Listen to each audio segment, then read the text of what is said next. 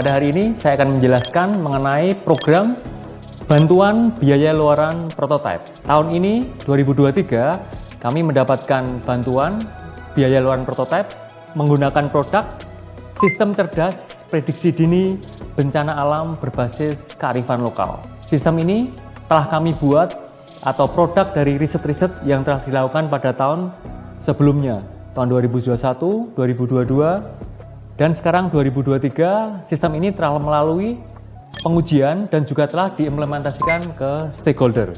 Jadi saya akan menjelaskan mengenai seperti apa sistem yang telah kami kontribusikan dan mendapatkan pendanaan dari kementerian.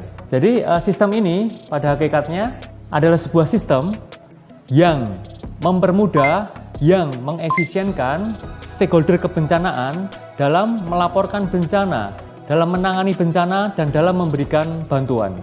Ini kurang lebih alur sistemnya: kirim data, verifikasi, update data, dan akan tampil ke server secara real time. Kemudian alur atau arsitektur sistem dapat kita lihat pada layar ini. Bagaimana relawan menggunakan aplikasi Android bisa melaporkan adanya bencana, atau kami memiliki perangkat anti atau banjir, jadi bisa memberikan warning jika ada banjir atau tanah longsor. Jadi perangkat kami letakkan di lokasi yang rawan bencana. Secara otomatis ketika ada kejadian bencana atau sebelum bencana akan memberikan informasi melalui aplikasi dashboard yang kami instalasi di BPBD. Jadi stakeholder utama dari sistem ini adalah BPBD atau Badan Penanggulangan Bencana Daerah, Kabupaten, dan Kota. Sistem akan menerima alert, kemudian validasi operator. Ketika sudah ada validasi, kemudian otomatis akan di-broadcast informasinya melalui WA, melalui sistem juga, melalui web ke stakeholder kebencanaan. Jadi semuanya mendapatkan informasi pertama dan paling valid. Kemudian inilah contoh atau inilah gambar aplikasi Sikabi yang bisa digunakan oleh relawan. Ada laporan bencana, lokasi bencana, setting, dan juga bisa tracer ya. Jadi bantuan sampai di mana dapat dilakukan pengecekan. Selanjutnya inilah aplikasi desktop yang ada di comment center, dashboardnya, monitornya dari BPBD Kabupaten. Jadi ketika ada laporan, misalnya di Kendal ada kebakaran, di Larem ada gempa bumi, otomatis akan terreport di dalam sistem ini. Kemudian dari sistem inilah bisa di-broadcast informasi kepada stakeholder. Jadi laporan real time diterima oleh BPBD pertama kali dan yang paling valid.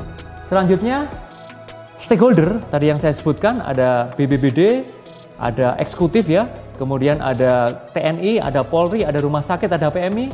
Semuanya dapat memanfaatkan aplikasi web yang kami instalasi di servernya Kominfo Kabupaten. Kemudian setiap kali ada bencana, real time juga otomatis akan ada notifikasi ke web. Sehingga semua stakeholder yang tadi saya sebutkan dapat melihat secara real time juga bencana terjadi di mana, kapan, dampaknya apa. Dari situ setiap stakeholder dapat melakukan tindakan. Contoh, rumah sakit mengirimkan ambulan. Sehingga ketika ambulan sudah cukup, PMI nggak memerlukan atau nggak perlu mengirimkan ambulan. Sehingga bantuan efektif, bantuan tepat sasaran, dan tidak ada penumpukan bantuan. Inilah pentingnya aplikasi web. Nah, kemudian yang berikutnya, rute terpendek, lokasi dan tracking bantuan. Relawan dapat memantau bantuan sudah sampai di mana dan kapan datang. Ini akan sangat membantu untuk menangani, meminimalkan korban jiwa akibat bencana alam. Demikianlah yang bisa saya sampaikan untuk bantuan biaya luaran prototipe ini. Saya sampaikan bahwa sistem telah tervalidasi, telah diuji, dan telah diimplementasikan, sehingga kami yakin bantuan biaya prototipe ini efektif bagi masyarakat yang terdampak bencana. Terima kasih.